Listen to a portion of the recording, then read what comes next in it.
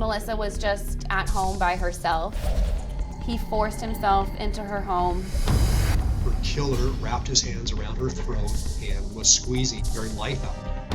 Rumor on the street was that the boyfriend had committed the crime. Prior to Melissa's death, they got involved in an argument. One of the phone numbers in Melissa Lee's phone book was for something called the Nightline. She had met someone on the Nightline. At this point, how could detectives crack the case? They needed some sort of solid evidence that would link someone to the crime. The last few moments of Melissa's life were violent and horrific. You know there's a predator out there. How is he still walking the streets? Now our goal is to find out absolutely everything that we can about this guy. He said, "I knew that's what this was about." He paused, he looked at the ceiling, and he said, "I'm sorry."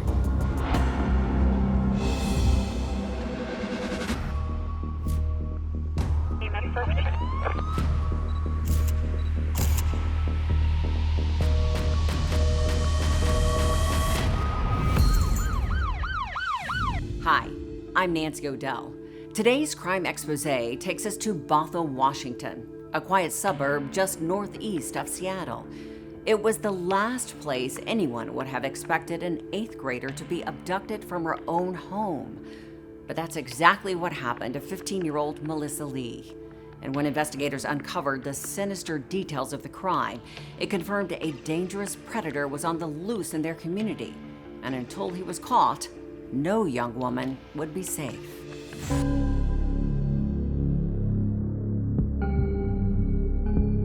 April 13th. It was gray and foggy outside when Sharon Lee placed a frantic call to police.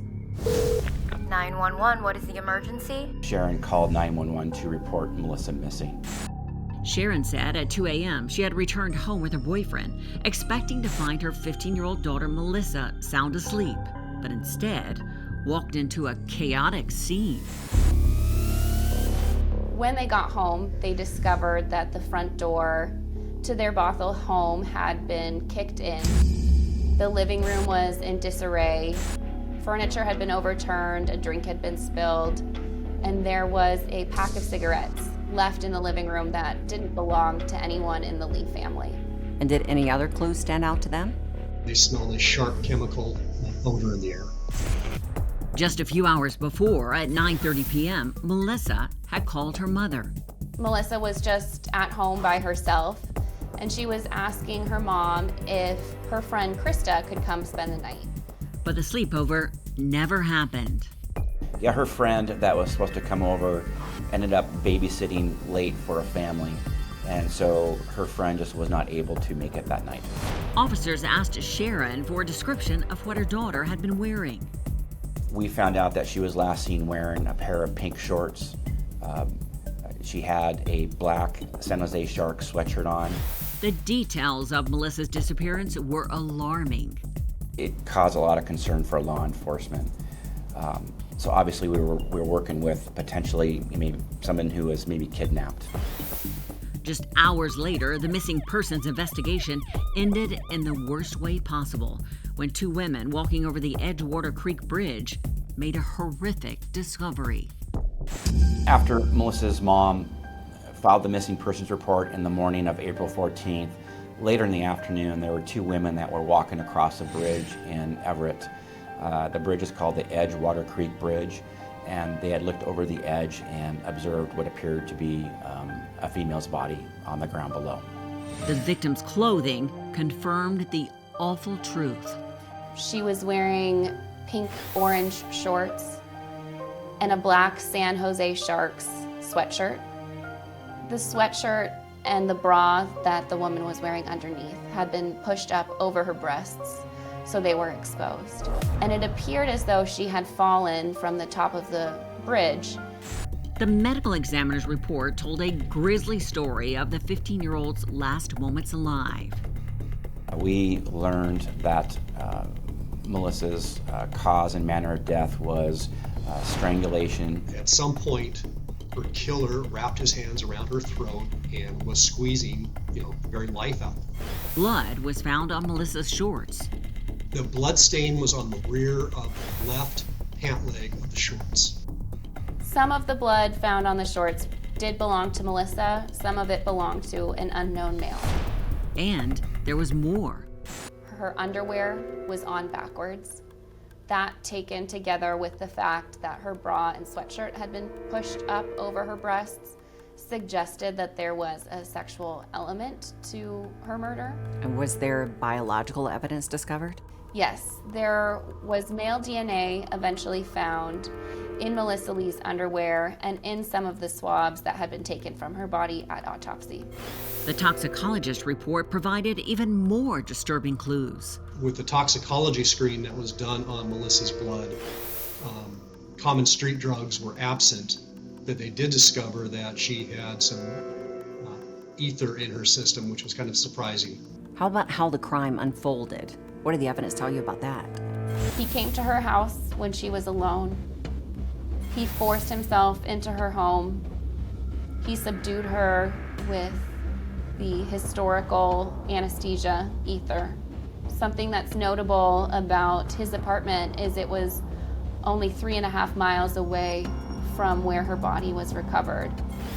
Our theory is that the defendant used carburetor cleaner or some other type of commercial solvent to subdue her, most likely by placing that chemical onto a rag and using it to, hold up against her face and nose and mouth, so she had to breathe it in.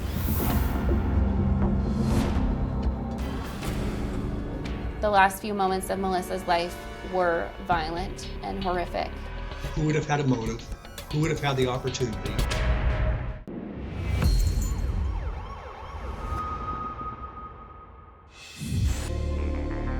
"15-year-old Melissa Lee had been abducted from her own home and strangled to death.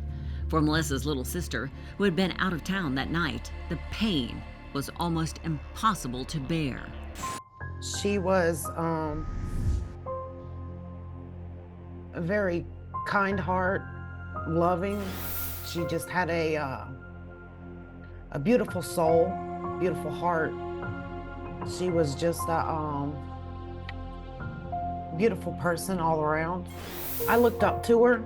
I wanted to go everywhere with her. I wanted to do everything with her, but she was just somebody that I just wanted to be around 24/7.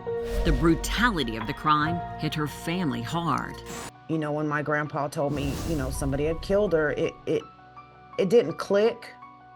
I guess it was more shock, just to think who could do that, who would do that, who would take her.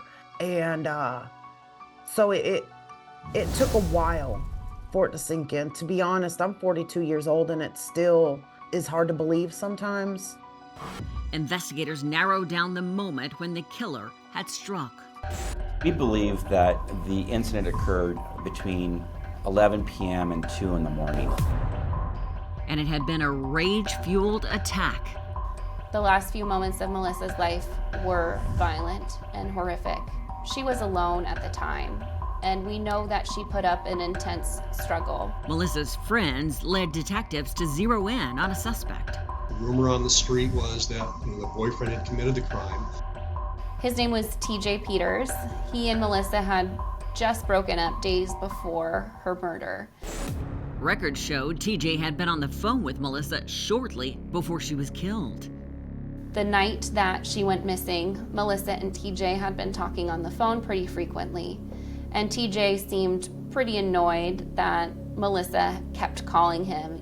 As they dug deeper, even more red flags were raised. Prior to Melissa's death, they got involved in an argument. But Melissa's ex denied any involvement in the crime. Detectives asked him to take a polygraph. The polygraph failed. The evidence against him was stacking up. The threats, the recent breakup, the failed polygraph is one of those things that made law enforcement really take a hard look at this kid. Detectives looked closely into his whereabouts at the time of her abduction. It turned out that TJ had an alibi for the night of April 13th. And ultimately, his DNA did not match the evidence in the case. They were able to say that T.J. Peters was not the person who killed her. So law enforcement pressed on and scoured through Melissa's room for clues.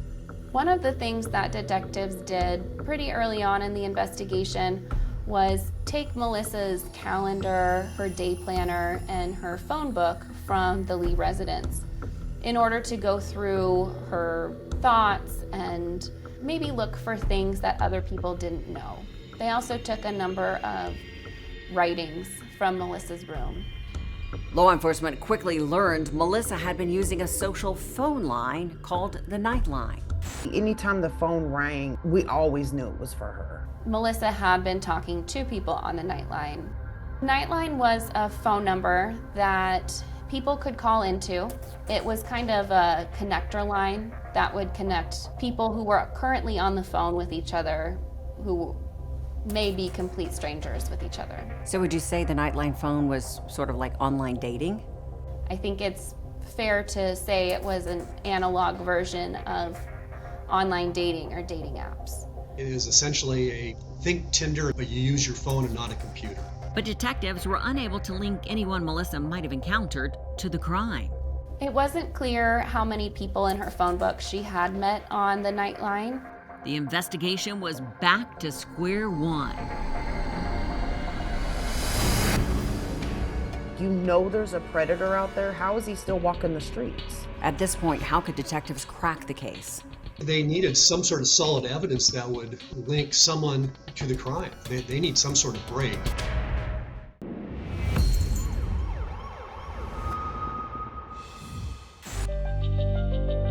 The investigation into Melissa Lee's murder had hit a brick wall. But 27 years later, with cutting-edge advancements in DNA technology, authorities were convinced the unknown DNA profile left at the scene would be the key to unlocking the case. Back in the end of 2018, we learned about genealogy, and so that profile was processed. The male DNA that was located on Melissa's shorts, that profile was uploaded into CODIS, which is a national database, back in 2001. And there was never a hit because that male's DNA was never in a system, so it tells me that he was never a convicted felon. And through the painstaking efforts of forensic genealogists, they focused in on a name. The likely source of the DNA found on Melissa Lee's body belonged to someone named Alan Edward Dean. At the time of Melissa's murder, Dean would have been 35 years old. Now our goal is to find out absolutely everything that we can about this guy. Does he have any history that would indicate this is something he might do? Is there anything that he has done previously that makes him look suspicious or makes us think that, yeah, we're on the right track here? Assuming he's the assailant, how did their paths cross? How does he come into Melissa Lee's life to the extent that he's able to take that life? Notes in Melissa's day planner revealed the teen had met Alan Dean on the Nightline, but he had gone by a different name. Yeah, there was a name and a phone number in the phone book that Melissa had written down that a detective called, and the name written down in the phone book for that phone number was Michael. The detective who called that phone number for Michael talked to a man and found out that that man's name wasn't Michael. The man's name was actually Alan Dean. But Alan Dean told investigators back in 1993 that he used Michael when he would go onto the Nightline and the chat line and when he would talk to people. When investigators dug into Alan Dean's past, they discovered shortly before Melissa's murder, a young teenager in Arizona had accused him of a shockingly similar crime. Alan Dean was a suspect in a sexual assault involving a 13-year-old girl, where he provided the 13-year-old girl alcohol and marijuana and was in bed with her. And she had passed out, woke up the next morning, and Alan Dean allegedly said, "I hope I didn't get you pregnant." But he was never prosecuted for the crime. Armed with the evidence against him, detectives brought Alan Dean in for an interrogation. But he refused to talk. Why don't I read the first one? You can tell me whether you understand that one. How about that? You have the right to remain silent. Do you understand that? No. Okay. What part of that do you not understand? I'd be happy to try and explain it to I you. don't understand anything that you're saying. Okay. Is it a language barrier or is there... I decline any and all of this contract, and I don't concede any presumptions. I comprehend we're just trying to do your job, but I can't make any legal determinations on any of the questions that you're asking me. Okay. So what I'm getting from you is you don't want to answer any of our questions today. I decline any and all of this contract, and I don't concede any presumptions. Well, we weren't able to confront him with the evidence because the interview didn't go down that path. When we entered the interview room, when we tried to talk to Mr. Dean, he would just keep saying the same phrase over and over again. So it became very apparent to us that he was invoking his right to remain silent and he wasn't going to answer our questions. So what I'm getting at is no matter what we say or what we ask, you're going to respond with that same answer. Is that correct? I comprehend you're just trying to do your job, but I can't make any legal determinations on any of the questions that you're asking me. That's fine, sir. I scooted up to the table and I said, okay, listen, you're under arrest for the kidnapping and murder of a 15-year-old girl in 1993. I'm going to take that as you are refusing to cooperate with us and to answer our questions. You're under arrest for murder in the first degree and kidnapping in the first degree from a 1993 case. But when detectives left the room, the cameras kept recording, and what Alan Dean said next was a bombshell. I knew that's what this was about. I'm sorry. He said, I knew that's what this was about. He paused, he looked at the ceiling, and he said, I'm sorry. When you heard him say, I'm sorry, what went through your mind? I think we were all kind of shocked when we saw that. It's like, holy Toledo, he just confessed his murder. That was his confession. He always knew that day would come. He knew that we had caught him.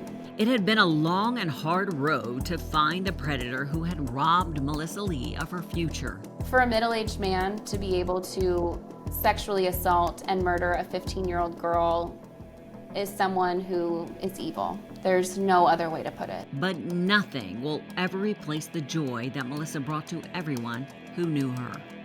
I miss her smile. I don't even remember her voice. I don't get to hear her laugh, so it's hard. And I think that's the hardest part for families is trying to get over the pain of losing somebody like that.